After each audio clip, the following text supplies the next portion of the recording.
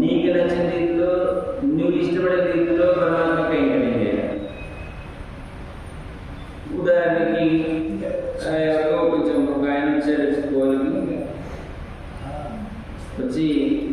ఏమైనా నేను ప్రసాదం చేద్దాం అనుకుంటున్నాను, అంత చాలా మంది వస్తున్నారు, వాళ్ళకి కూడా బ్రహ్మాండ ప్రసాదం అందిద్దాం అనుకుంటున్నా, ఎప్పుడు చేస్తే బాగుంటుంది అని అడిగాక చెప్పారు. అయ్యా సుబ్బారావు గారు చెప్పారు, కూడా వేస్తుందండి కర్పూర దర్శన, చాలా అద్భుతమైన వాసన, అది ఆ రోజు ప్రసాదం అందిస్తే అందరూ కూడా చాలా ఆనందపడుతున్నారంటే నా సరే ఏం చేస్తాం, కూడా ప్రసాదం కదా అప్పుడు చేస్తాం. ఏం చేస్తారు, ప్రసాదం చేస్తారు పొంగల్ దేవునికి. అదేనండి పొంగల్ మీరు ఎంపీకి చెప్పమంటారంటే పొంగల్ పొంగల్ నాకు ఇష్టం లేదు, పొంగల్ నాకు ఇష్టం లేదు, ఉల్లిగడ్డ చేస్తాను. ఆ రోజు ప్రసాదం ఏంటి అంటే కూడా ప్రసాదమే చేయాలి, భగవంతుడికి ఇష్టమైన ప్రసాదం. అదే అది ఇష్టం లేదు, నాకు అది ఇష్టం లేదు, నాకు పులిహోర అంటే ఇష్టం, పులిహోర చేస్తాను. అప్పుడు అదేమైంది, స్వేష్టమైంది, అంటే నీ ఇష్టమైంది ఆయనకి చేయించిన, నీ ఇష్టమైనటువంటి కైంకర్యం నువ్వు చేస్తే ఆయన నీ ఇష్టం వచ్చిన రీతిలో చేస్తావు కాబట్టి అది ఆయన తిరస్కరించవచ్చు లేదా స్వీకరించవచ్చు, కానీ శ్రేష్టం మనకి రాదు. పోనీ ఉభయష్ట, ఆయనకి నీకు ఇష్టమైనది చేద్దామన్నా కూడా ఆ కైంకర్యం అనేది అంత పదాన్ని ఇవ్వదు. ఇంకా మీరు చేయాల్సిన కైంకర్యం ఏంటి అంటే పరయేష్టము, పరుడు అంటే పరమాత్మ గారిని ఆయనకి ఇష్టమైనటువంటి పనులే చేయాలి. కాబట్టి కైంకర్యం ఎలా ఉండాలి, ఆయనకి ఇష్టమయ్యే విధంగా ఉండాలి, ఆయన యొక్క ముఖ వికాసాన్ని కలిగించే విధంగా ఉండాలి, ఆయన ముఖంలో మన ఆనందం చూసే విధంగా ఉండాలి. ఆనందాన్ని చూసి మనం ఆనందించాలి తప్ప నువ్వు ఆనందాన్ని చూసుకుంటే ఆయన ఆనందిస్తాడు. నేను చెప్పిన పని చేయకుండా నీ ఇష్టంగా చేసుకోవాలి, నీ కర్మ అనుభవించలేదు. కాబట్టి మనం చేసే భగవత్ కైంకర్యం ఎలా ఉండాలి అంటే పరయిష్టమైన పరమాత్మని మెప్పించేదిగా ఉండాలి, లేదా పరమాత్మ యొక్క ముఖ వికాసానికి కారణమైనటువంటి కైంకర్యాన్ని మనం చేయాలి అని చెప్తారు. ఇవన్నీ గొప్పవారిక స్థిత ప్రజ్ఞావస్థలో చెప్పినటువంటి మూడవ అవస్థ అంటారు, వ్యతిరేక అవస్థ అని అంటారు. ఏమిటి ఇక్కడ, యస్ సర్వత్రానపి స్నేహః తత్తత్ప్రాప్యం శుభాశుభం నాభినందతి నద్వేష్టి తస్య ప్రజ్ఞా ప్రతిష్ఠితః అని అంటారు. అంతటా కూడా స్నేహాన్ని విడిచిపెట్టినటువంటి వాడే, స్నేహం అంటే ఏంటి, ఇష్టం అంటే మనకు నచ్చినటువంటి వాళ్ళతో మాట్లాడడమో చేయడమో వాళ్ళతో ఉండడమో అడ్డుగడమో అనేటువంటి స్నేహం. సరే, ఇది అన్నిటా స్నేహాన్ని విడిచేసినటువంటి వాడే కేవలం శుభం కలిగిన రోజున ఆనందించకుండా, అలాగే అశుభం కలిగిన రోజున ద్వేషించకుండా ఉండేటువంటి వాడైతే ఎవరైతే ఉంటారో వాడిని స్థిత ప్రజ్ఞుడు అని అంటారు. అలాంటి స్థిత ప్రజ్ఞ అవస్థలో ఉన్నటువంటి ఈ ఆరవ గోపాలకి వెళ్ళిన అమ్మ మాట్లాడాలి మేల్కొంటుంది. పరమాత్మ చెప్తాడు, యోగ కర్మసు కౌశలం, అంటే మనం చేసేటువంటి కర్మ అనేటువంటిది ఎలా ఉండాలి, దాని ఫలితాలు మనకి అంటకుండా చేసుకోవాలి. అది ఎప్పుడు సాధ్యమవుతుంది, పరమాత్మ పరంగా మనం చేస్తే తప్పితే ఆ ఫలాలు మనకి అంటకుండా పోతాయి. దాన్ని ఏమంటారంట అంటే నేర్పు, దాన్ని కౌశలం అని అంటారు. ఈ జ్ఞానం కలిగిన తర్వాత కూడా ముముక్షువులు అని అంటారు. ఈ శరీరాన్ని వదిలినటువంటి వాళ్ళందరూ కూడా ముముక్షువులు, వాళ్ళందరూ కూడా నిత్యముక్తులై పరమాత్మ సన్నిధిలో ఉన్నప్పుడు వారు కూడా అక్కడ చేసేటువంటి కైంకర్యాలు పరమాత్మకి ఇష్టమైనటువంటి కైంకర్యాలే చేసుకుంటారు, అక్కడ కూడా కర్మని ఆచరిస్తూనే ఉంటారు. కాబట్టి మనం చేసేటువంటి పనిలో వాళ్ళ సంఘ కర్తృత్వ అభిమానాన్ని వదిలివేసి పరమాత్మ పరంగా మనం కైంకర్యాలు చేయాలి, అట్లా భక్తి రూపాపన్నంగా కైంకర్యాలు చేయాలి. అలాంటి వంశానికి చెందినటువంటి ఈ గోపాలిక. అయితే ఈ కైంకర్యం రెండు విధాలుగా ఉంటుంది అని అంటారు.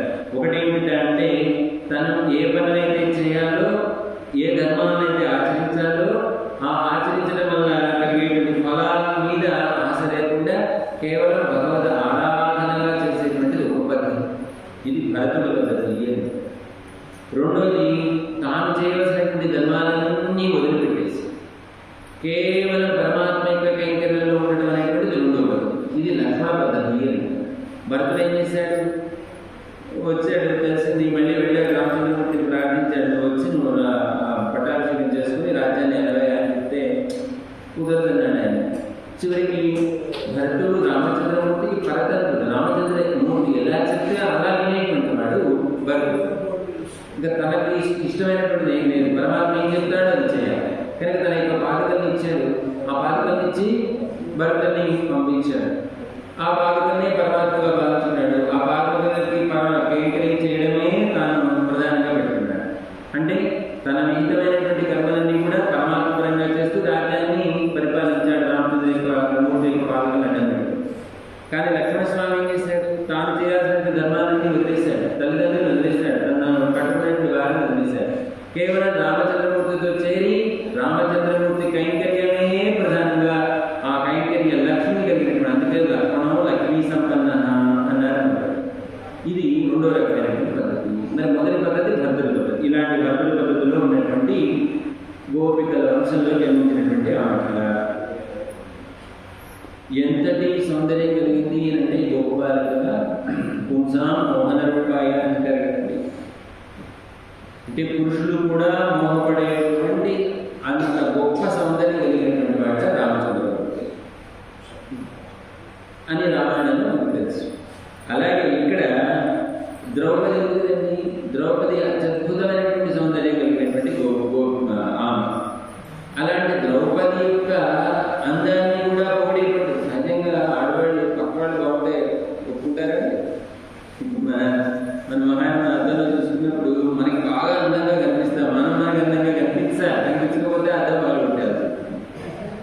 మన అందాన్ని మనం చూసుకుంటే పక్క వాళ్ళతో పోల్చిన కాబట్టి నేనే బాగున్నానని అనుకుంటారు. కోరిక సరే. అలాగే అత్యద్భుతమైనటువంటి సౌందర్య రాసినటువంటి ద్రౌపది యొక్క అందాన్ని కూడా పొగిడేటువంటి వాళ్ళంటే స్త్రీలు, అక్కడ ఉన్నటువంటి ఆ ద్వాపరయుగంలో ఉన్నటువంటి స్త్రీలు. మన ఆంధ్రప్రదేశ్ కూడా అత్యద్భుతమైనటువంటి సౌందర్యం కలిగినటువంటి గోపబాలిక ఈవేళ ఆమె అందాన్ని పొగుడుతూ ఆమె మేలులో పెట్టిన ప్రయత్నం చేస్తున్నారు ఈ వేళ మాసంలో. ప్రధానంగా ఎక్కడ ఏం చెప్పబోతున్నారు అంటే భగవద్భక్తులని మనం ఆశ్రయించేటప్పుడు వాళ్ళ యొక్క ఆత్మ సౌందర్యమే కాదు, వాళ్ళ యొక్క బాహ్య సౌందర్యాన్ని కూడా మనం సేవించుకోవాలి అనేటువంటిది ఇక్కడ దీనిలో ఉదాహరణ ఉంది. ఆచార్యుల యొక్క దివ్యమంగళ విగ్రహాన్ని చూడడం చేత కూడా మనకి భగవత్ కైంకర్య ప్రీతి కలుగుతుంది అని చెప్పి చెప్తారు. భగవద్రామానులు గోష్ఠిగా ఏదో చెప్తున్నారు, జరుగుతుంది, ఒక వ్యాసంగా జరుగుతుంది. ఒకవైపు గురుతాళాలు, ఒకవైపు మొదలైంటాను, ఇచ్చారు కూర్చుంటారు. భగవద్రామానులకు సేవ చేయడం కోసం వారికి ఏకాంతంగా ఉంటారు కదా కొందరు. వాళ్ళల్లో ఒక ఆయన చెముడు మూగరుడు ఉన్నాయి. చెమిటనం ఉన్నటువంటి వాడి మోగలు కూడా ఉంటాడు, పెద్దగా మాట్లాడాడు. వాడు చెమిటివాడు మూగవాడు ఆయన శిష్యుడు. రోజు వీళ్ళందరికీ ఏవో చెప్పేస్తున్నారు భగవద్రామానులు. అది నేను వినలేకపోతున్నానే అనేటువంటి బాధ, ఆ వినలేకపోతున్నాను అనేటువంటి బాధ వ్యక్తం చేయడానికి నోరు పనిచేయట్లేదు. ఏం చేయాలో తోచగా అలా జరుగుతున్నప్పుడు దాన్ని ఉంటారు ఉపన్యాసం జరిగేది తప్ప ఆ కాలక్షేపం జరిగేటప్పుడు వీడు వెళ్ళిపోయి ఆ శిష్యుడు వెళ్ళిపోయి భగవద్రామానుల యొక్క పాదాలను పడి ఏం చేస్తున్నాడు. భగవద్రామానులు అంటే సాక్షాత్కారం జరిగినట్టు ఆయనకి తెలుసు, వాడు ఎందుకు వచ్చాడు, ఎందుకు బాధపడుతున్నాడు అని చెప్పేసి అప్పుడు లేవదీసి చేపట్టుకుని సడన్ లాక్కెళ్ళారు. ఇంట్లో ఆ గదిలోకి లాక్కెళ్ళి తలుపులేసేసారు. ఆ ప్రక్కనే ఉన్నటువంటి కూరతాడు అనేటువంటి మానవాడు ఆయన సాక్షాత్తు ఎలాంటి వారు అంటే ఆయన శరీరీ లాంటి వాడు. అంటే రామానుజుల వారికి శరీరం లాంటి వాడు అంటే కూరతాడు. మేము ఈనాడు ఆయన యొక్క సాహచర్యంలో మేము ఆయన నుంచి ఏదో నేర్చుకుంటున్నామే, ఇంత జరుగుతుంది, మాకు తెలియకుండా ఏం చెప్పడానికి వీడిని నాకడే ఆచార్యులు అని చెప్పి ఈయన కూడా కూర్చున్నవాడు గబగబా లేచెళ్ళి ఆ తెర వేసేసారు. ఆ పక్కన చిన్న కిటికీ ఉంటే ఆ కిటికీ సందులోంచి కూర్చున్నారంటే కూరుతాడు. వాళ్ళు ఏం చేస్తున్నారు, రామానుజు ఏం చేస్తున్నారు, మీకు తగ్గించాలి కదా, మాకు చెప్పకుండా తగ్గించకపోయి ఆయనకి ఏం చూపిస్తున్నారు. లోపలికి వెళ్ళినటువంటి రామానుజు ఏం చేశారు, తన శాటీ అంటే పైన కప్పుకున్నటువంటి శాటీని చూసి ఒకసారి పాదాలు చూశారట. ఎదురుగా ఉన్నటువంటి ఆ మగవాడు చెవిటివాడు పాదాలను చూసి పాదాలు చూశారు. అంటే నా పాదాలు ఆశ్రయించారా, వాడు ఆ పాదాలను ఆశ్రయిస్తే తన యొక్క శాటిని తొలగించి తన యొక్క దివ్యమండల విగ్రహాన్ని చూపించారంటే రామానుజులు. దాంతో వాడికి ముక్తి కలిగించారు. కాబట్టి ఆచార్యుల యొక్క సౌందర్యాన్ని, బాహ్య సౌందర్యాన్ని సేవించినప్పటికీ కూడా మనకి భగవత్ ప్రాప్తి కలుగుతుంది అని అంటున్నారు. కనుక ఈవేళ అన్నటువంటి ఆ గొప్ప బాలిక ఎలాంటిది అంటే రామానికి సంబంధం కలిగినటువంటి కనుక అలాంటి ఉత్తమమైనటువంటి ఒక భగవద్ బంధువు అయినది అన్న కనుక అలాంటి వారి ఆమె యొక్క సౌందర్యాన్ని ఇక్కడ వర్ణిస్తున్నారు. ఒకసారి మనం ఈవేళ మన పాత్రను ఇంప్రూవ్ చేస్తున్నట్టు తెలుసుకొని ఆ వాసన వచ్చింది.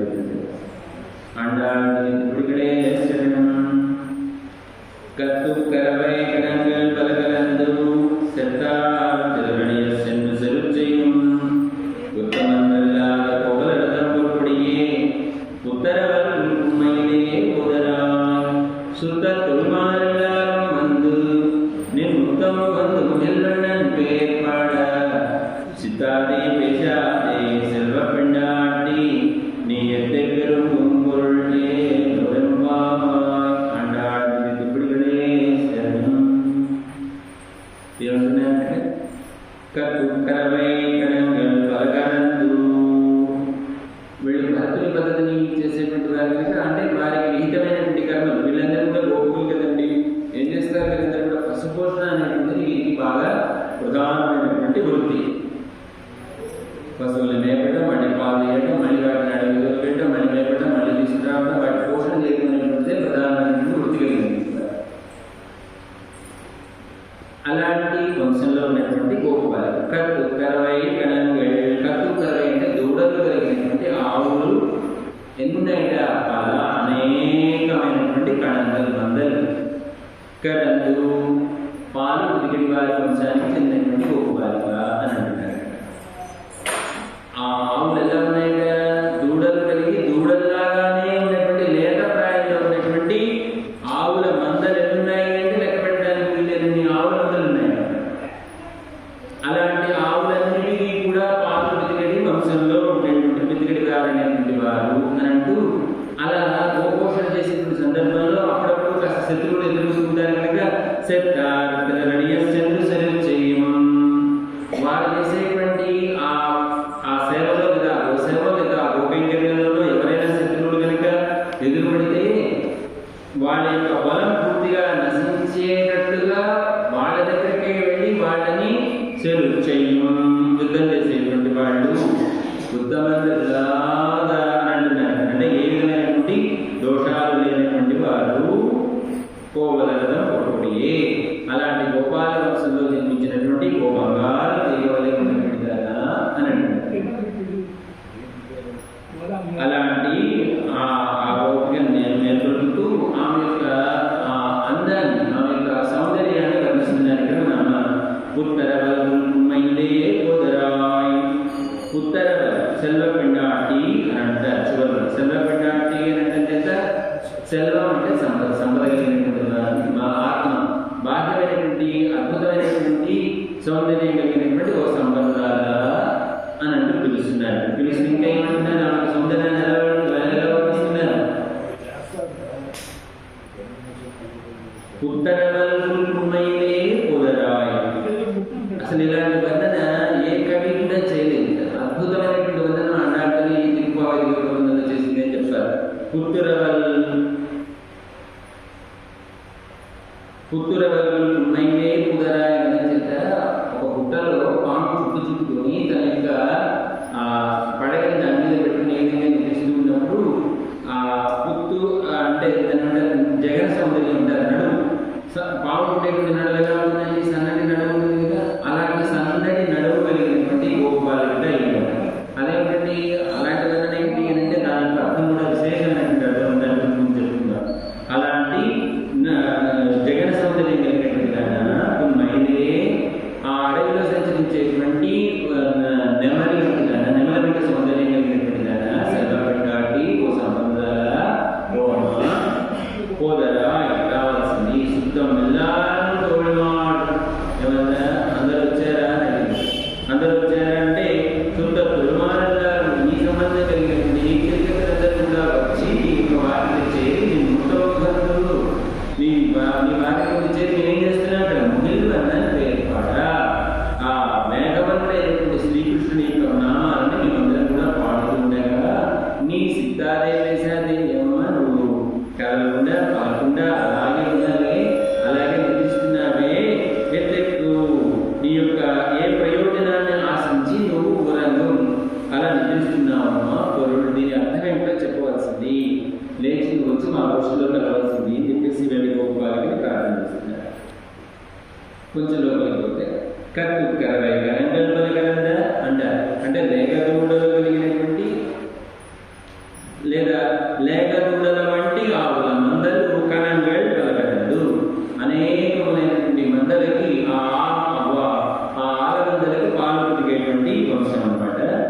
ఎలాంటివి లేప్రాయాల్లో ఉన్నటువంటి ఆవులు అని అంటున్నారు. దానికి కారణం ఏంటంటే కృష్ణ స్పర్శే అని అంటారు. అవి మామూలుగా వీటికి పరమాత్మ ఏం చేస్తాడంటే కృష్ణ పరమాత్మ వీటన్నిటిని దొరికిన అడగలని ఆడకి వెళ్ళిన తర్వాత గానం వేసుకుంటే ఈయన చెట్టు ఎక్కి కూర్చుంటాడు. చెట్టు ఎక్కి కూర్చొని హెవెన్ గానం చేయడం మొదలుపెట్టాడు. ఆ వేణులో వదిలి మొదలుపెట్టాడు. ఇవన్నీ వచ్చి ఏం చేసేట ఆ చెట్టు కింద చేరి ఎలా మొదలెత్తుకొని ఆయనే చూస్తూ ఆయన పాడుతున్నట్టు ఆ వేణుగానాన్ని వింటూ ఉండేవి. ఎక్కడ చెప్తారు మమదన్ మౌల మీద పెట్టుకొని రోమందము చాలించి రుసమలారంభున కృష్ణుని నింపి మురళీనాథామృత శ్రేణి కన్నాములను కోరుచు మేతమాని గడతాన్యందాసులై చిత్రితోములై గోవులు చూచుతున్న వెలుగో గంగాక్షి వీక్షించితే అనమాట. బొమ్మల గారు ఎట్లా ఉండేట ఆవులు అంటే అలా మొదలుకొని ఆ కృష్ణ ఆ వేణుగానాన్ని వింటూ మైమర్చిపోయి మేత వేయాలి అనేటువంటిది కూడా వదిలేసి సాయంత్రం దాకా అలాగే వింటూ ఆ కృష్ణగానాన్ని వింటూ ఉండేవి. మరి అలాంటి ఆవులు మేత వేయకుండా ఎలా పాలిస్తాయి? ఆయన సాయంత్రం అయింది అనగా చెట్టు కిందకు వచ్చాడు. మళ్ళీ బిడ్డని చెట్టుకు వెళ్ళాడు కదా, చూస్తాడు ఒక్కగానే ఎండిపోయింది. మేత నేనే కదా బిడ్డని మళ్ళీ తీసుకొని కట్టేసేవాడు. ఆ కట్టేసిన సందర్భంలో ప్రతిదాన్ని కట్టేసి ఆకుచ్చవస్థగా ఉంటారు. దాన్ని ఆ తోక దగ్గర నుంచి అలా తలగా ఒకసారి నిమిడేవాడు. కృష్ణ గానం వినిపించారు. కృష్ణ స్పర్శ కలిగింది. కృష్ణ గానం కృష్ణ స్పర్శ రెండు కలగడం చేత వాడి కడుపు నిండిపోయింది. మరి నిండిపోయినప్పుడు అవి ఏం చేస్తే చక్కటి పాలు రక్షిస్తారు కదా. అలాంటి ఆవుల మందలు కలిగినటువంటి లేదా అలాంటి ఆవుల మందలు పాలు పుట్టేటువంటి వారు అంటున్నారు. ఎన్ని ఆవుల మందలు ఉన్నాయి అనేటువంటి అంటే లెక్కకు మించి మనం లెక్కించలేనటువంటి అంటే దశరథమహారాజు గారి యొక్క సైన్యంలో ఎన్ని గుర్రాలు ఎన్ని ఏనుగులు ఎన్ని రథాలు ఉన్నాయి చెప్పడం చేతగాక ఏమున్నాయంటే రథకుంజర బాజివాన్ అని చెప్పేశారు. అలాగే పరమాత్మ ఆయన కూడా చెప్తూ ఉంటాడు బహుని మే వ్యతీతాని తవ జన్మాన్ని తవ జాతున అంటారు. అర్జున నీ జన్మలు నా జన్మలు కూడా లెక్కకు మించి లెక్కలేని జన్మలు నువ్వు ఎత్తావు నేను ఎత్తానయా మిమ్మల్ని రక్షించడం కోసం నేను ఎత్తాను కర్మఫలంగా నువ్వు ఎత్తావు. ఎన్ని జన్మలు ఎత్తావు అంటే లెక్కే లేదు. అలాంటి అంత సంఖ్యలో ఉన్నట్టు ఆవులు ఉందట. ఇంకా శ్రీరామచంద్రుడి యొక్క గుణాలు లెక్కబట్టి చెప్పలేదు. ప్రజలు దశరథమహారాజు అడిగాడు ఎందుకు నీకు రావడంతో ఇష్టమయ్యా మీ అందరికీ అంటే ఏం చెప్తారు భగవోన్ప కళ్యాణ గుణా పుత్రస్య సంతతి. ఏమయ్యా నీ కుమారుడైన శ్రీరామచంద్రుడి ఎన్ని గుణాలు ఉన్నాయనుకున్నావు? బహవో అని అంటున్నారు. బహవో అంటే లెక్కించడానికి వీలే లేని కళ్యాణ గుణాలు ఉన్నాయ్యా రామచంద్రమూర్తిలో. అందుకనే రామచంద్రమూర్తి మా రాజుగా కావాలి మేము కోరుకుంటున్నాము అని అంటారు. శృతి వేదం కూడా అజాయమానో బహుధా విజాయతే అని పురుషుల్లో చెప్తుంది. జన్మలేనటువంటి పరమాత్మ అనేక విధాలుగా జన్మిస్తున్నాడు. ఇక్కడ బహు అంటే కళ, కళ అంటే అనేక మందలు అనేక గ్రంథాన్ని కనిపిస్తున్నారు. అలాంటి ఆ ఆల మందలకి పాలించేటువంటి వంశంలో ఉన్నటువంటి గోపబాలిక. ఆవులకు పాలు తీయడం వస్తే సరిపోదండి, మళ్ళీ వాటిని రక్షించాల్సిన బాధ్యత కూడా వీళ్ళకే ఉంటుంది కనుక ఆ ఆవుని కాపాడాలి అంటే వాటి విరోధులు ఉంటారు కదా. ఆ విరోధులకు వెళ్ళినప్పుడు ఎప్పుడో ఇంకోటో వచ్చి వాటిని గ్లాన్లోకి ఇస్తానో లేదా ఇతర ఆవుల గేదెలు వచ్చి వాటికి గ్లాన్లోకి ఇస్తానో అలాంటప్పుడు వాటి శత్రువులని తమ శత్రువులుగా భావించినటువంటి గోపాలందరూ కూడా ఏం చేస్తారు? సత్తా తిరగడియస్సెందు సరి చేయమని అంటున్నారు. అంటే శత్రువుల యొక్క బలం నశించేటట్లుగా వాళ్ళకి ఎదురు వెళ్ళి యుద్ధం చేసి వాళ్ళందరినీ కూడా నిర్మూలించేటువంటి వంశంలో ఉన్నటువంటి గోపబాలిక అని అంటున్నారు. శ్రీకృష్ణుడి యొక్క ఆ అతిశయాన్ని ఓర్వతాలన్నటువంటి వాళ్ళు కృష్ణుడు పుట్టాడనగానే వాడికి వేసి మొదలైంది. ఎవరికండి? కంసుడు. ఆ కంసుడు ఎంతసేపు ఆ కృష్ణుడు లేకుండా చేయాలి అనేటువంటి ప్రయత్నంలో ఉన్నట్టున్నారు.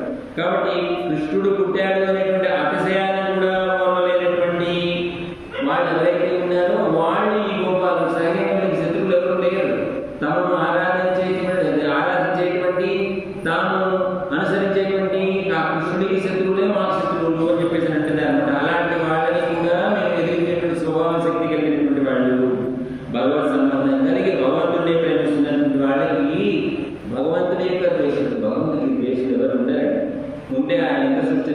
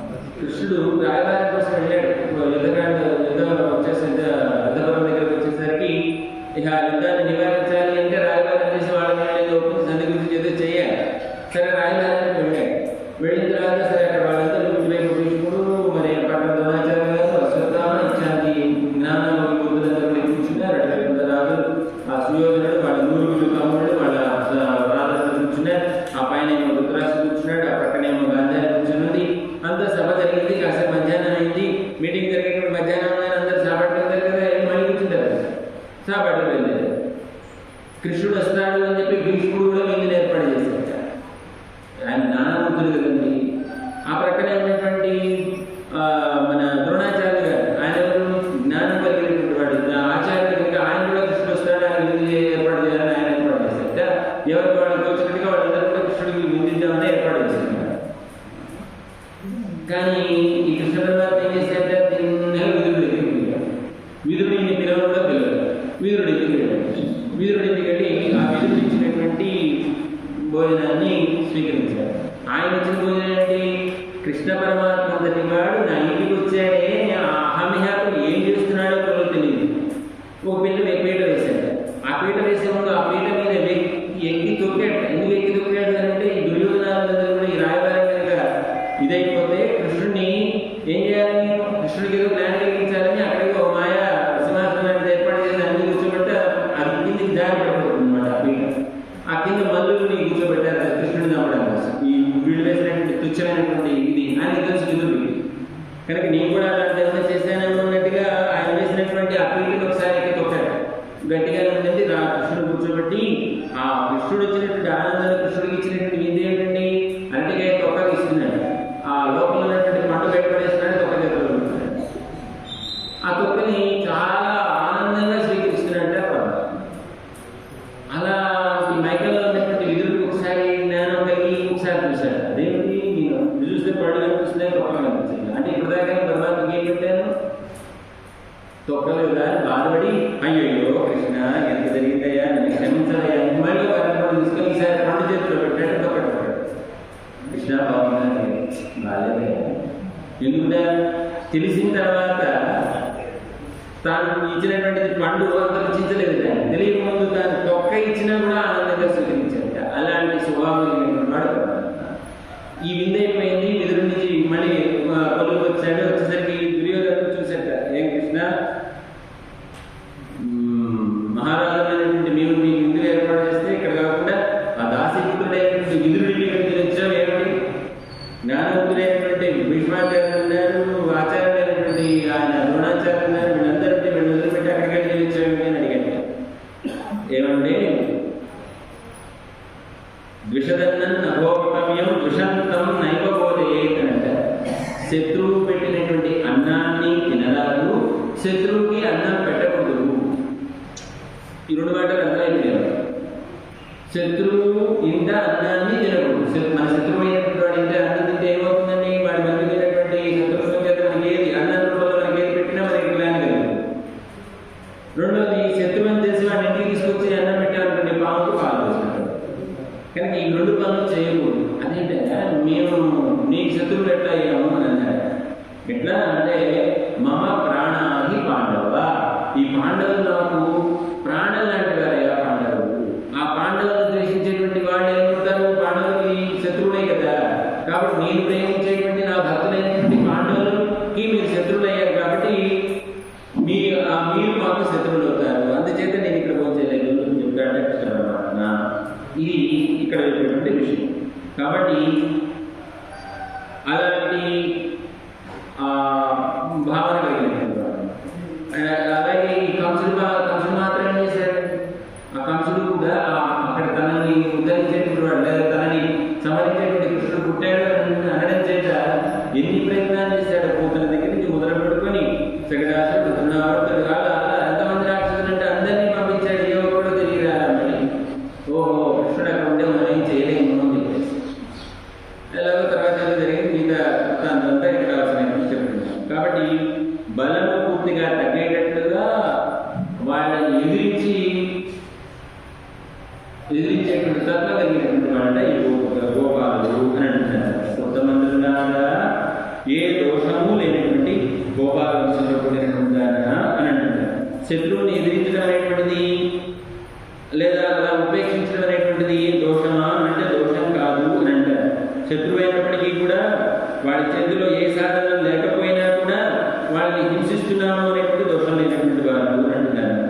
అంటే శ్రీరామచంద్రుడు తనను ఆశ్రయించినటువంటి సీతను అపహరించాడని చెప్పేసి రావణుడి మీద ఏం చేశాడని యుద్ధం చేశాడా లేదా, తన చేతిలో ఆయుధం విరిగి విరిగిపోయింది. విరిగిపోయినప్పటికీ కూడా వాడి ప్రేమ కలిగినటువంటి రామచంద్రమూర్తి ఏమన్నట్ట, పో వెచ్చాను వెళ్ళి మరి లంకకు వెళ్ళి కొత్త సారథి, కొత్త గాంధీలు, కొత్త విల్లు తీసుకుని వెళ్ళి రాకపోతుంది. అంటే శత్రుశేషాన్ని కాస్త అట్టపెట్టుకున్నాడు రామచంద్రుడు. కానీ ఈయన అలా ఒప్పుకోడు. కృష్ణుడు పూర్తిగా శత్రు నిర్మూలన చేయాలి అనేటువంటి అత్యవసరాలు ఉన్నటువంటి వాడు కృష్ణమూర్తి కావాలి. కనుక అలాంటి గోపవంశంలో జన్మించినటువంటి గోపాలిక అని అంటూ ఆమె పొగలప్పుడే గోపవంశంలోనికి జన్మించినటువంటి ఓ బంగారు తీగ అని అంటున్నాను. తీగ అంటే మనం పుష్పాలు ఇచ్చేటువంటి మన సన్నజాతి మొక్కలు ఇట్లాంటివే ఉంటాయి. అవి పైకి పాకాలి అంటే వాటికి ఆధారభూతంగా ఏదైనా ఉండాలి కదండి. ఆ ఆధారాన్ని పట్టుకుని అవి పైకి బాకి పుష్పాలలో, కాయల్లో, పండ్లు మనకు అనుగ్రహిస్తాయి కదా అని అంటున్నాను. ఆధారం అనేది ఏంటి అంటే భగవత్ పరతంత్రము అని అంటారు అనమాట. అంటే భగవత్ పరతంత్రురాలు అనేటువంటిది ఈయన. అలాంటి భగవత్ పరతంత్రురాలే కాదు, ఆ భగవంతుని ఆశ్రయించినటువంటి భాగవతుల యొక్క పరతంత్రురాలు అని కూడా చెప్పడంలో ఉన్నటువంటి విశేషంగా ఇక్కడ ఏం చెప్తున్నారు, ఆమె బంగారు తీగ అని అంటున్నారు. అంటే బంగారు తీగ నుండి దాన అని అంటున్నారు. అంటే జ్ఞానం కలిగి ఉండడమే కాదు, ఏకాంతంగా కూడా కృష్ణానుభవంలో నువ్వు నిమగ్నమై ఉండడం అనేటువంటిది మమ్మల్ని కూడా చేర్చుకుని ఆ అనుభవాన్ని మాకు అనుగ్రహించాల్సినటువంటి దాని కదమ్మా.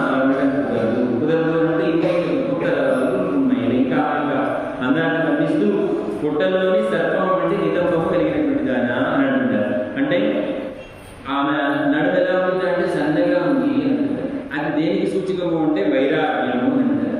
ఇందాక మనం చెప్పినటువంటిది బంగారు తీగ అని చెప్పడం చేత పరమాత్మ యొక్క ఆధారంగా పెరిగేటువంటిది అవడం చేత భగవత్ పరతంత్రమైనటువంటిది ఇంకా దానిలో భక్తి అనేటువంటిది కనిపిస్తుంది. దాని తర్వాత ఇక్కడ చెప్పినటువంటి ఉత్తరవైన చేత నితంబ సౌందర్యం కలిగింది అని చెప్పడం చేత వైరాగ్యానికి సూచికము. భక్తి ద్వారా పరభక్తి, పరభక్తి ద్వారా పరజ్ఞానము, పరజ్ఞానం తర్వాత పరమభక్తి అనేటువంటి వరుసగా వచ్చే భక్తిలో అంతటి పరమ భక్తి కలిగినటువంటి ఆ పరమభక్తి ఎప్పుడైతే కలుగుతుందో భక్తి రూపాపరంగా వైరాగ్యం అనేది వస్తుంది. అంటే ప్రాపంచికమైనటువంటి విషయాల పట్ల వైరాగ్యం ఏర్పడుతుంది. అట్లాంటి వైరాగ్యం కలిగినటువంటి దాన అని అంటూ ఆమె నడువుని వైరాగ్యానికి సూచకంగా చెప్తూ ఇంకా ఏమన్నారు, కున్మైలే అని అంటున్నారు. కున్మైలే అని చేత అడవి నెమలి ఎలా ఉంటుందండి, దాని యొక్క శరీర సౌందర్యం కనుక చూస్తే కేశములు దానికి ఉండేటువంటి ఆ ఈకలు అనేటువంటి అద్భుతంగా మనల్ని వ్యామోహపరిచేలాగా ఉంటాయి కదా. అంటే పరమాత్మ అంటే అంతటి వ్యామోహం. అంటే ఇక్కడ ఏం జరుగుతుంది, భక్తి నుంచి వైరాగ్యము, వైరాగ్యం నుంచి వ్యామోహం. ఈ భక్తి నుంచి వైరాగ్యం ఎప్పుడైతే వస్తుందో, వైరాగ్యం వచ్చిన తర్వాత మరి ప్రాపంచికమైనటువంటి విషయాలు కూడా వైరాగ్యం కలిగినప్పుడు మరి వ్యామోహం ఏమైనా కోరిక ఉండాలి అంటే భగవంతుని పొందాలి అనేటువంటి కోరిక కలిగి ఉండడమే వ్యామోహము అని అంటున్నారు. అలా భక్తి, జ్ఞాన, వైరాగ్యాలతో పాటుగా భగవద్ వ్యామోహం కలిగినటువంటి దాన పోదరాయి లేచనమా సర్వపిండాటి అంటున్నారు. సంపద కలిగినటువంటి దాన అంటున్నారు. ఈ సంపదలు ఎన్ని రకాలుగా ఉంటాయంటే అంటే 3 రకాలైనటువంటి సంపదలు అంటారు. ఏం చెప్తారు అక్కడ సంపదల గురించి చెప్పాడు. ఉత్తమం స్వార్జితం, మధ్యమం మిత్రార్జితం, అధమం భ్రాతృవిత్తంచ, స్త్రీవిత్వం అధమాధమం అని చెప్తారు. మనందరం మనం సంపాదించుకున్నది ఏదైనా సంపద ఏదైనా ఉంది అంటే అది ఉత్తమమైనటువంటి సంపద అంటారు. మరి రెండో రకం ఏంటి అంటే మన తాతల తండ్రుల నుంచి వచ్చేటువంటి సంపద ఏదైనా ఉంది అంటే అది మధ్యమైనటువంటి సంపద అంటారు. అధమం భ్రాతృవిత్తంచ, మన అన్నదమ్ముల్ని ఇబ్బంది పెట్టి వాళ్ళ దగ్గర నుంచి మనం పొందినటువంటి ఏదైనా ధనం ఏదైనా ఉంది అంటే అధమైనటువంటి. అధమాధమం ఏంటి అంటే ఒక స్త్రీ పెళ్ళాడిన తర్వాత తన ఇంటికి నుంచి తెచ్చుకుంటుంది కదా ధనం, దాని మీద ఆధారపడి బతికేటువంటి తత్వం ఉన్నటువంటి వాళ్ళు కొంతమంది ఉంటారు. అలాంటి ఆ సంపాదన అనేటువంటిది ఎలాంటిది అంటే అధమాధమైనటువంటి సంపాదన. కానీ ఇక్కడ ఉత్తమమైనటువంటి సంపాదన కలిగినటువంటి వంశానికి చెందినటువంటి వాడు. వీళ్ళకి ఉన్నటువంటి ఉత్తమమైనటువంటి సాక్షితం ఎలాంటిది అంటే భక్తి కలిగి, తద్వారా జ్ఞానం కలిగి, జ్ఞానం నుంచి భక్తి రూపాపన్నంగా వైరాగ్యం కలిగి, వైరాగ్యం నుంచి వ్యామోహం, భగవద్ వ్యామోహం కలిగినటువంటి సంపద కలిగినటువంటి లాంటిదే వీటి వాళ్ళకి నెలకొడుతూ అంటున్నాను. సోదరా ఏమమ్మా నేర్చినావమ్మా అని అంటున్నాను. నువ్వు రేపు వస్తే నీ అందం మాకు పరమపురుషే శ్రీకృష్ణుడికి ఏ విధంగా ఆకర్షణీయమవుతుందో నీ అందం మమ్మల్ని ఆ ఆచార్య మమ్మల్ని స్వామి యొక్క దరికి చేర్చడానికి ఉపయోగపడే విధంగా ఉండాలి అని అంటున్నారు. ఆనాడు శ్రీరామచంద్రుడు దండకారణ్యంలో వస్తే తన యొక్క ఆ శరీర శోభ చేత ఆ దండకారణ్య